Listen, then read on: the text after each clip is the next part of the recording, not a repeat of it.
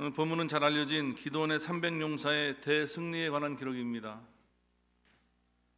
이 일이 일어난 당시 이스라엘의 상황이 기록되어 있는 말씀 보면은 이런 내용으로 요약할 수 있습니다. 영적으로는 타락하여서 하나님으로부터 징계를 받았고, 군사적으로는 아주 미약하여서 피폐하게 침략을 당하고 있었습니다.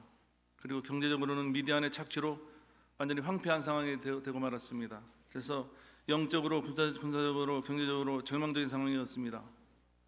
따라하시 바랍니다. 절망적인 상황. 이러한 상황 가운데 하나님께서는 기드온을 뽑으셨습니다.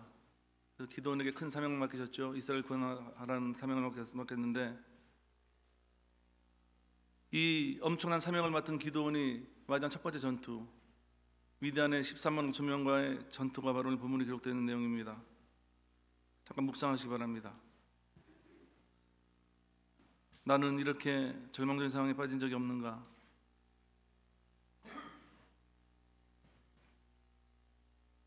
적은 14만 5천 명이고 나는 소수이고 도와줄 사람도 없고 능력도 없고 방법도 없는 이런 상황에 빠진 적이 없습니까? 주님이 계십니다. 기드온을 중심으로 모인 사람은 3만 2천 명에 불과했어요. 5대1입니다. 5대1. 그런데 그 중에서 주님께서는 두려워하는 사람 2만 2천 명을 떠나게 만드셨습니다. 10,000명 남았어요. 또 그나마 물 마시게 해가지고 탈락한 사람 9,700명을 보내고 300명만 남게 하셨습니다. 그러니까 14만 5천 명 대 300은 이제 450대 1이에요. 450대 1. 0.2%.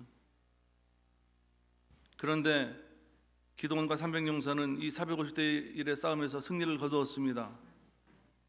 믿으시면 아멘 하시기 바랍니다. 이 승리의 기록 속에 두 가지 비밀이 숨겨져 있습니다. 첫 번째 비밀, 하나님은 하나님을 의지하는 소수를 통하여 구원의 역사를 일으키십니다. 시작. 하나님은 하나님을 의지하는 소수를 통하여 구원의 역사를 일으키십니다. 나는 너무 약합니다. 적은 너무나 강합니다. 도와줄 동맹국도 없습니다. 돈도 떨어졌습니다. 신분도 없습니다. 가족은 말썽을 일으킵니다. 기도도 안 됩니다. 건강도 잃었습니다. 직장도 잘렸습니다. 이런 상황이 우리에게 다가올 수 있습니다. 이스라엘의 상황이 그랬고 우리의 상황이 그럴 수 있습니다.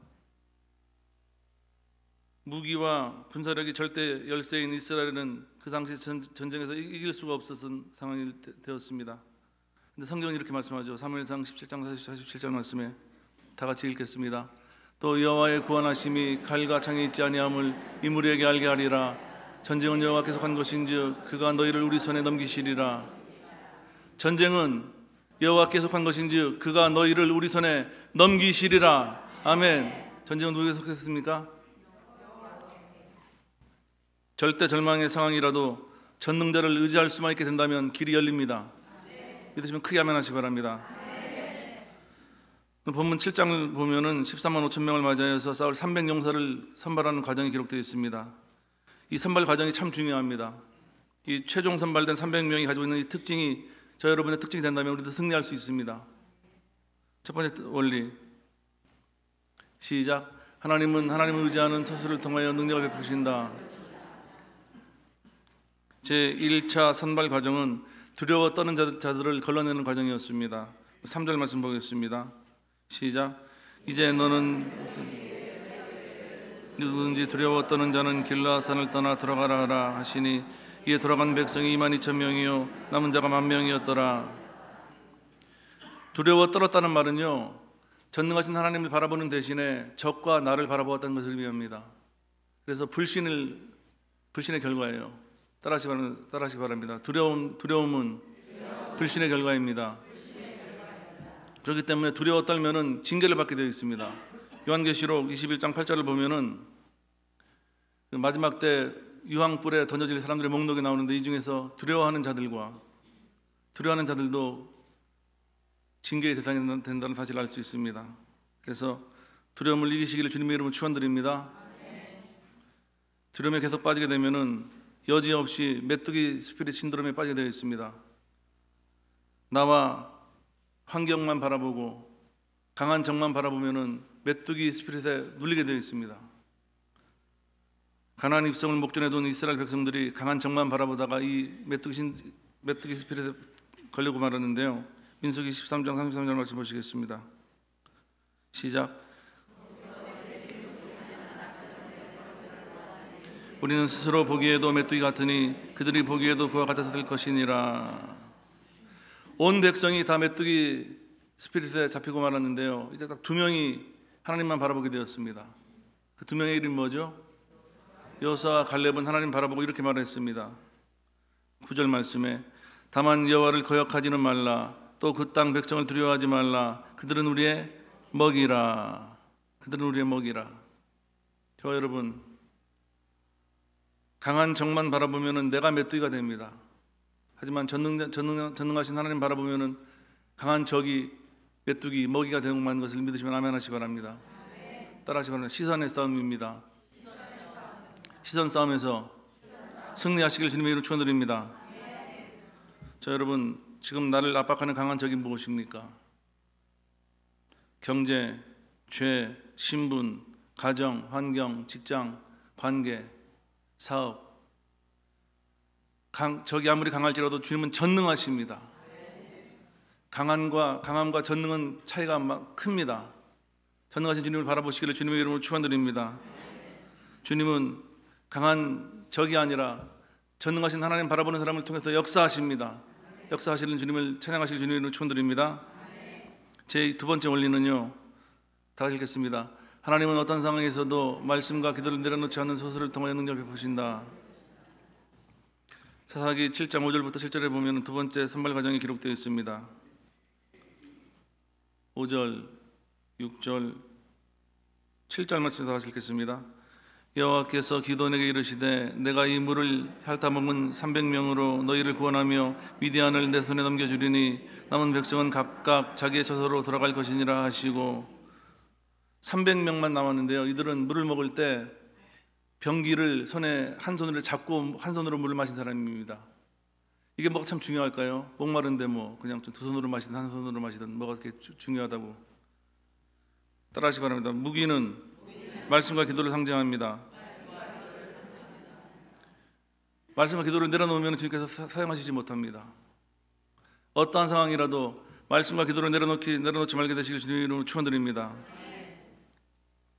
우리가요 450대 1, 0.2%의 가능성밖에 없는 싸움을 싸울지라도 그런 상황에 빠져 있을지라도 기도와 말씀을 포기하지 않으면 승리할 수 있습니다. 주님이 그런 사람 통해서 역사하십니다. 눈을 감아보시기 바랍니다. 나는 얼마나 말씀과 기도를 많이 내려놓았습니까? 주님 용서해 주시옵소서. 이제는 어떠한 상황에서도 말씀과 기도를 내려놓지 않기로 원합니다. 하시는 분은 크게 아멘 하시기 바랍니다. 그렇습니다. 능력은 주님께 있습니다. 주님만 바라보시길 주님의 이름으로 축원드립니다. 아무리 급해도 아무리 편해도 기도와 말씀을 포기하지 마시길 주님의 이름으로 축원드립니다. 주님이 역사하십니다. 대승리를 경험할 것을 주님의 이름으로 선포합니다. 두 번째로 본문은 대승리의 비결을 말씀합니다. 기도는 300명을 뽑았지만은 그 다음 뭘 해야 될지 알지 못했습니다. 그런데 주님께서 본문 말씀을 통해서 방책을 알려주셨어요. 방책. 한번 다시 다 같이 읽어보겠습니다. 16절부터 18절 말씀 시작. 300명을 세대로 나누어 각 손에 나팔과 빈 항아리를 들리고 항아리 안에는 횃불을 감추게 하고 그들에게 이르되 너희는 나만 보고 내가 하는 대로 하되 내가 그 진영 근처에 이르러서 내가 하는 대로 너희도 그리하여 나와 나를 따르는 자가 다 나팔을 불거든 너희도 모든 진영 주위에서 나팔을 불며 이르기를 여호와를 위하여 그를 위하여 하라니라. 아멘. 세 가지 준비물을 말씀해 주셨습니다. 항아리, 횃불, 나팔. 항아리, 횃불, 나팔. 지금 이 300명은요 450대 1, 0.2% 가능성을 가지고 싸움에 나가는 사람들입니다. 근데 하나님께서 말씀하신 목록, 가지고 가라고 말씀하신 목록을 보면은 창, 칼, 화살, 방패, 활 이런 게 없습니다. 없고 항아리와 횃불과 나팔 말도 안 되는 거 가지고 나가라고 말씀하신 것입니다. 그런데 이 말씀대로 나갔더니 승리를 거둔 것입니다. 할렐루야. 본문에 등장한 세 가지가 비밀입니다. 따라합시다. 항아리, 횃불, 나팔. 주님이 말씀하시면요, 말도 안 돼도 승리할 수 있습니다. 주님이 책임지시기 때문입니다. 이 세 가지를 통해서 주시는 비결이 두 가지가 있는데요, 이 비결을 오늘 저 여러분 것으로 만드시면 나도 승리할 수 있습니다. 승리하시기를 주님의 이름으로 축원드립니다. 첫 번째 비결, 항아리 안에 횃불을 가지라. 크게 시작. 항아리 안에 횃불을 가지라. 항아리는 질그릇을 말합니다. 우리 각자예요. 우리 각자. 옆에 있는 사람 보시기 바랍니다. 옆에 있는 항아리 보시기 바랍니다. 우리 항아리예요. 질그릇입니다. 고린도후서 4장 7절 말씀 시작. 우리가 이 보배를 질그릇에 가졌으니 이는 심히 큰 능력은 하나님께 있고 우리에게 있지 아니함을 알게 하려 함이라. 항아리, 질그릇은 우리입니다. 우리 안에 보배이신 예수님, 횃불이신 성령님을 모시면 됩니다. 이것이 승리의 비결인 줄 믿습니다. 스가랴서 4장 6절 말씀. 그가 내게 대답하여 이르되 여호와께서 스룹바벨에게 하신 말씀이 이러하니라. 만군의 여호와께서 말씀하시되 시작. 이는 힘으로 되지 아니하며 능력으로 되지 아니하고 오직 나의 영으로 되느니라. 아멘. 우리가 비록 약하고 천하고 부족할지라도 우리 질그릇 같은 우리 안에 성령님을 모시면 승리가 우리의 것인 것을 주님으로 선포합니다. 열왕기상 18장에 보면은 엘리야와 바알과 아세라 선지자 850명간의 기도 대결이 기록되어 있습니다. 한번 읽어볼까요? 시작. 여호와여 내게 응답하옵소서. 내 응답하옵소서. 이 백성에게 주 여호와는 하나님이신 것과 주는 그들의 마음을 되돌이키심을 알게 하옵소서 하며 이에 여호와의 불이 내려서 번제물과 나무와 돌과 흙을 태우고 또 도랑의 물을 핥은지라. 아멘. 850대 1. 더 가능성이 없는 전쟁이었습니다. 하지만 이 한 명 엘리야에게 성령의 불이 임하자 승리했습니다. 사람의 숫자는 주님께 중요하지 않습니다. 주님은 전능하시고 먼하시기 때문입니다. 그분이 우리 편에만 서기만 한다면 우리는 승리가 내 것이 되는 것을 선포합니다. 찬송가 가사 중에 이런 찬송가 있습니다. 승리는 내 것일세. 시작. 승리는 내 것일세. 구세주의 보혈로서 승리는 내 것일세. 아멘. 승리는 내 것입니다. 주님 의지하면 우리 이 항아리 안에 성령님만 들어오시면 됩니다. 모시기를 주님의 이름으로 축원드립니다. 그런데 또 한 가지 비밀이 있습니다. 16절 말씀에 빨간 글자 보십시오. 무슨 항아리예요? 빈 항아리예요. 항아리를 안 비우면 안 되는 것입니다. 항아리를 안 비우면은요, 불 넣어도 꺼집니다. 따라합시다. 나를 비웁시다. 비워야 산다. 비워야 사는 거예요. 죄악을 버리시고 분노와 미움과 염려와 두려움을 버리시고 욕심과 사심을 버리시기를 주님의 이름으로 축원드립니다. 안 버리면 잠깐 타다가 꺼져버립니다. 딱 꺼냈는데 불이 꺼져 있어. 막 말짱 도루묵 맞아 죽는 겁니다. 그냥 원수한테. 불 꺼지면 우린 죽습니다. 성령의 불을 구하시기를 주님의 이름으로 축원드립니다. 나를 비우고 성령의 불을 구합시다. 두 번째 비결, 항아리를 깨뜨리고 나팔을 불라. 19절부터 21절 봤더니 이들이 한 게요, 항아리 깨뜨리고 나팔을 분 것밖에 없습니다. 횃불 들고 항아리 깨뜨리고 횃불 들고 나팔 부는 거, 이게 말이 돼요? 지금 우리 몇 명?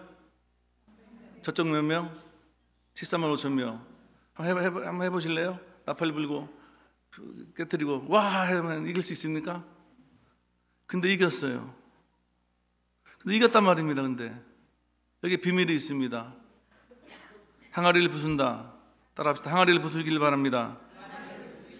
항아리를 부수십시다. 항아리가 뭐라 그랬죠? 나의 자아를 깨뜨리셔야 됩니다. 내가 세면은 성령님 갇혀 계십니다. 아무리 성령님이 내 안에 들어오셔도 내 자아가 세면은 성령님께서 아이고 하고 갇혀 계시는 것이에요. 내 자아가 깨져야지만 드러나시는 것입니다. 내 자아를 깨뜨리시기를 주님의 이름으로 축원드립니다. 갈라디아서 2장 20절 말씀. 내가 그리스도와 함께 십자가에 못 박혔나니 그런즉 이제는 내가 사는 것이 아니요 오직 내 안에 그리스도께서 사시는 것이라. 이제 내가 육체 가운데 사는 것은 나를 사랑하사 나를 위하여 자기 자신을 버리신 하나님의 아들을 믿는 믿음 안에서 사는 것이라. 내가 죽어야 주님이 드러나시고 주님이 일하실 수 있습니다. 주님이 일하셔야만 승리가 가능합니다. 내가 아무리 일해도 승리는 내 것이 아닙니다. 주님이 일하셔야 되는데 일하시게 하려면 내 자아가 죽어야 돼요. 따라합시다. 주님, 저를 죽여주시옵소서. 죽여달라고 기도하셔야 돼요. 아니, 딴 걸로 죽으시면 안 됩니다.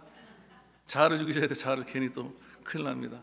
자아를 죽이시기를 주님의 이름으로 축원드립니다. 두 번째는 나팔을 불어라. 나팔 아까 멋지게 잘 부르셨는데, 나팔이라는 것은 기도와 선포를 의미합니다. 절망적인 상황에서도 기도의 나팔, 선포의 나팔을 부시기를 주님의 이름으로 축원드립니다. 특별히 믿음으로 하는 말의 선포는요, 강력합니다. 출애굽기 17장 10절 11절 말씀 시작. 여호수아가 모세의 말대로 행하여 아말렉과 싸우고 모세와 아론은 푸른 산꼭대기에 올라가서 모세가 손을 들면 이스라엘이 이기고 손을 내리면 아말렉이 이기더니, 모세의 손이 올라가느냐 내려가느냐에 따라서 전쟁의 성패가 좌우됐습니다. 이거 똑같이 마찬가지로 우리가 믿음의 말을 올려드리면 승리하고요, 믿음의 말을 선포를 내려버리면 지게 되어 있습니다. 따라합시다. 믿음의 말을 올려드리겠습니다. 민수기 14장 28절 말씀 시작. 그들에게 이르기를 여호와의 말씀에 내 삶을 두고 맹세하노라. 너희 말이 내 귀에 들린 대로 내가 너에게 행하리니. 마귀가 이 사실을 잘 압니다. 그래서 믿음의 말을 못하게 하려고 엄청나게 방해합니다.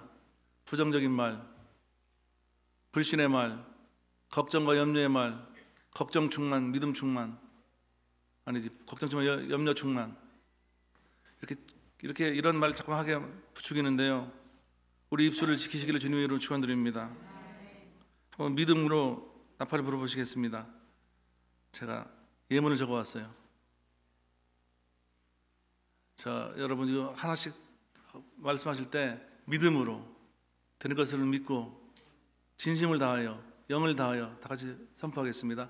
나는 성령으로 충만한 사람이 되었다. 나의 심신의 모든 질병이 치료되었다. 나는 하늘의 평강과 기쁨으로 충만하다. 나는 경제적으로도 부유하다. 문제는 돌파되었다. 아멘. 약합니다. 좀 더 세게 주먹을 쥐실 분 쥐시고 시작. 나는 성령으로 충만한 사람이 되었다. 나의 심신의 모든 질병이 치료되었다. 나는 하늘의 평강과 기쁨으로 충만하다. 나는 경제적으로도 부유하다. 나의 모든 문제는 돌파되었다. 아멘. 이런 대로 될지어다. 해야 됩니다. 늘 선포하셔야 돼요. 나는 끝장났다. 망했다. 방법이 없어. 우린 죽었어. 여보, 우리는 끝났어. 그럼 주님 말씀하십니다. 내 걱정대로 될지어다. 자, 여러분 입술을 지키시기를 주님을 축원드립니다. 지금까지 함부로 말한 것 다 회개하시고 이제는 믿음으로 주님이 행하실 일을 말하시는 저 여러분 되시길 주님을 축원드립니다. 빈 항아리를 깨뜨리고 횃불을 들고 나팔을 불면 승리를 할 수 있습니다. 말이 안 되는 일인데 됩니다. 저 여러분 성령 나를 비우시고 성령으로 충만받고 내 자아를 깨뜨리시고 나팔을 불면 됩니다. 안 될 것 같지만 됩니다. 되게 되어 있습니다. 주님이 보장하십니다. 장보식 목사가 보장하면 뭐 별볼 일 없지만 주 예수님이 보장하시는 것이기 때문에 100%입니다. 저 여러분 빈 항아리 속에 횃불을 감추시고 결국은 자아를 깨뜨리시고 횃불을 들이시고 큰 나팔 부시기를 주님의 이름으로 축원드립니다. 결론을 말씀드리겠습니다. 시작. 첫 번째로 하나님은 하나님을 의지하는 소수를 통하여 구원의 역사를 일으키십니다. 비결이 두 가지가 있습니다. 시작. 빈 항아리 안에 횃불을 가지라. 항아리를 깨뜨리고 나팔을 불라. 이렇게 하시겠습니까? 주님은 전능하십니다. 전능자가 책임져 주시는 것을 주님으로 선포합니다. 기도하겠습니다.